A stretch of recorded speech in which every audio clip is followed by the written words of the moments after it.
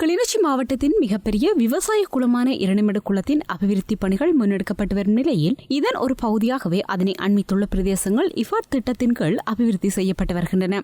இதன் ஒரு கட்டமாகவே கிளிநொச்சி, திருவையாறு, மகளங்காடு, கமக்கார அமைப்புக்குட்பட்ட பிரதேசத்திலும் இந்த அபிவிருத்தி திட்டங்கள் முன்னெடுக்கப்பட்டுள்ளன. இந்த திட்டத்தின் கீழ் வாய்க்கால்கள், பொதுக்கிணறுகள் என்பன அமைக்கப்பட்டுள்ள போதும் அவை உரிய தராதரத்துடன் அமைக்கப்படவில்லை என்று குற்றம் சாட்டப்பட்டுள்ளது. அத்துடன் இந்த திட்டத்திற்காக ஒதுக்கப்பட்டுள்ள நிதியில் மோசடி இடம்பெற்றுள்ளதாகவும் பாதிக்கப்பட்ட பிரதேச மக்கள் தெரிவிக்கின்றனர். இதேவேளை இந்த திட்டத்தின் கீழ் மேற்கொள்ளப்பட்ட வீதி அபிவிருத்தி திட்ட பணிகள் நிறைவடைந்துள்ளதாக தெரிவிக்கப்பட்டாலும் தற்போது ஆரம்பித்துள்ள பருவமழையின் காரணமாக குறித்த வீதியால் பயணிக்க முடியாதுள்ளதாகவும் மக்கள் கவலை வெளியிட்டுள்ளனர். எனவே அபிவிருத்தி திட்டங்களுக்கென ஒதுக்கப்பட்டுள்ள இந்த பெருமளவான நிதியை உரிய வகையில் முழுமையாக பயன்படுத்தி தராதரமான அபிவிருத்தி திட்டங்களை சம்பந்தப்பட்ட அதிகாரிகள் முன்னெடுக்க வேண்டும் என்றும் மக்கள் கோரிக்கை விடுத்துள்ளனர். இங்கே இந்த கமவழிகளில் உள்ள ரோட்டுகள், வாய்க்கால்கள் இதுகளெல்லாம் இதுவரை காலம் சீரில்லாத மாதிரி அலங்கோலமாக கிடந்தது. இப்போ அதை ஒரு கம்பெனியோ அல்லது அரசாங்கமோ ஒரு ஒதுக்கீடு செய்து அந்த ரோட்டுகளை, அந்த வாய்க்கால்கள் இதுகள் எல்லாத்தையும் புனரமைப்பு செய்கிறான்னு சொல்லி எல்லாம் செய்து இப்போ கடைசியாக ரோட்டால் போகவும் முடியுதில்லை, வாய்க்காலால் தண்ணி எடுக்கவும் முடியுதில்லை, ரோட்டு கொண்டு சரியான மாதிரியான அதை போக வேண்டிய இடத்துக்கு போக இல்லை. இட நிறுத்தி அதில் பெரிய இடுப்பு மட்டும் தண்ணியங்களால் தான் போக வேண்டி இருக்குது கமத்துக்கு போகிறதுக்கு.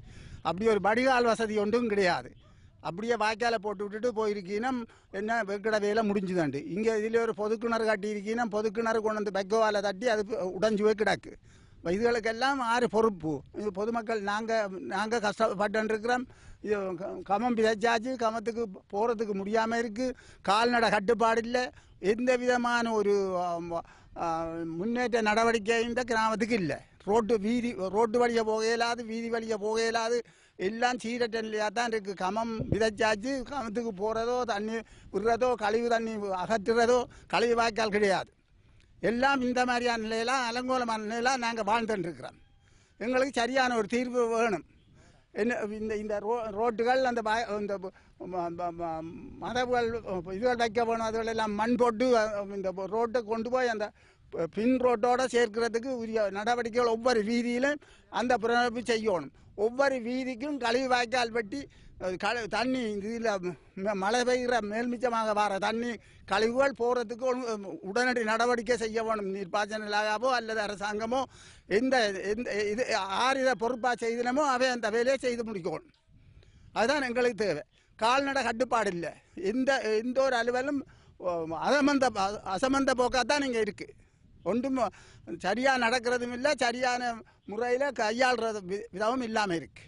அதன முறை இது ஒரு தகுந்த நடவடிக்கை எடுத்து எங்களுக்கு உடனடியாக இந்த தண்ணி வடிகால் வசதி செய்கிறதும், ரோட்டு வீதிகள் போக்குவரத்துக்கும் நாங்கள் போக முடியாமல் இருக்குது. இந்த கால்நடை கட்டுப்பாடு சகல பிரச்சனையும் இதை போட்டு எங்களுக்கு இதுக்கு ஒரு தீர்வான நல்ல முடிவெடுத்து தருவோம். இப்போ நாங்கள் சிறுபோகம் இல்லாமல் அழிஞ்சு கஷ்டமான நிலையில் இருந்தும் கூட இந்த காலவோகத்தை செய்திருக்கிறோம். இந்த காலவோகம் இப்படி வடிகால் வசதி இல்லாமல் கஷ்டப்பட்டால் நாங்கள் வாழ்கிற வழியே எங்களுக்கு தெரியலை. ஆன முறையில் அதுக்குரிய நடவடிக்கை எடுத்து எங்களுடைய வாழ்வாதாரத்துக்கு ஒத்துழைப்பு தர வேணுமென்றது உங்கள் மூலமாக நாங்கள் கேட்டுக்கொள்கிறோம். இது மாத்திரமன்றி குறித்த பகுதியில் இஃபாட் திட்டத்தின் கீழ் அமைக்கப்பட்டுள்ள பொதுக்கிணறு இடிந்துவிடும் அபாயத்தில் காணப்படுவதாக பிரதேச மக்கள் கவலை வெளியிட்டுள்ளனர்.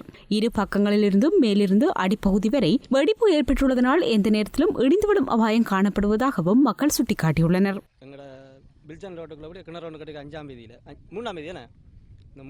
ஒரு கிணறு கட்டியிருக்கு. இந்த கிணறு இப்போ புதுசாக கட்டி 2 பிளந்துட்டுது. அப்படியே அதில் இப்போ இனி அந்த கிணறை பாய்க்கிற அளவுக்கு இல்லை.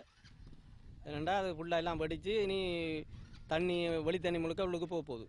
அதை இப்போ நெட் வச்சு ஏதோ பூசுரண்டெல்லாம் இருக்கிறாங்களாம். அதை அப்படி செய்து நிற்குமா அது. இப்போ அதை பற்றி சம்மந்தமான இதுக்கெல்லாம் ஒருத்தரும் கதைச்சா அப்படி கட்டலாம் இப்படி கட்டலான்னு சொல்லி நிற்கிறாங்க. கோழி கூட்டு நெட்டை கொண்டு இப்படி வெட்டி போட்டு வைக்க போகிறாங்களாம். மற்ற அந்த கல்லை பாருங்கள், அந்த கல் தூக்கி போட நொறுங்குது. அப்படியான கல்லுகளாக கிடக்காது. அதை கிணறு கட்டுற அந்த கிணத்துக்கு நல்ல கலவை போட்டு தான் கட்டுறது. அப்போ இப்படியான கட்டுகளை கட்டி இந்த கிணறு தாங்குமா? அதுவும் பொது கிணறு. சில நேரத்தில் அந்த கிணறு இடிஞ்சு உள்ளுக்கு போகக்கூடிய இதுவும் இருக்குது.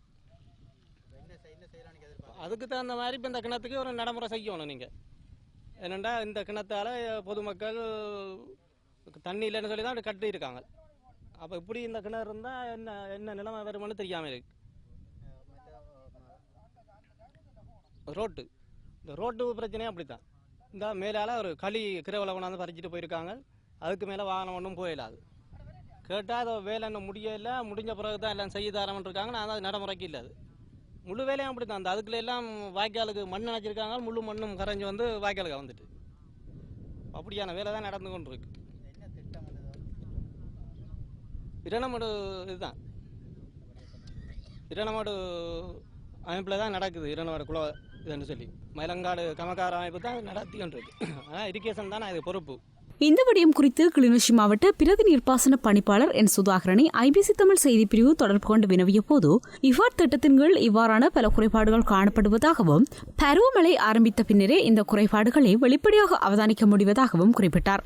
அத்துடன் இந்த ஒப்பந்தக்காரர்களிடமிருந்து குறித்த அபிவிருத்தி பணிகளை நீர்ப்பாசன திணைக்களம் இதுவரை பொறுப்பேற்கவில்லை என்றும் தாம் பொறுப்பேற்கின்ற போது குறைபாடுகள் கண்டறியப்பட்டால் அவை நிவர்த்தி செய்யப்பட்ட பின்னரே பொறுப்பேற்கப்படும் என குறிப்பிட்டதுடன் அதுவரை அவர்களுக்கான நிதி விடுவிப்பு மேற்கொள்ளப்படாது என்றும் தெரிவித்தார்.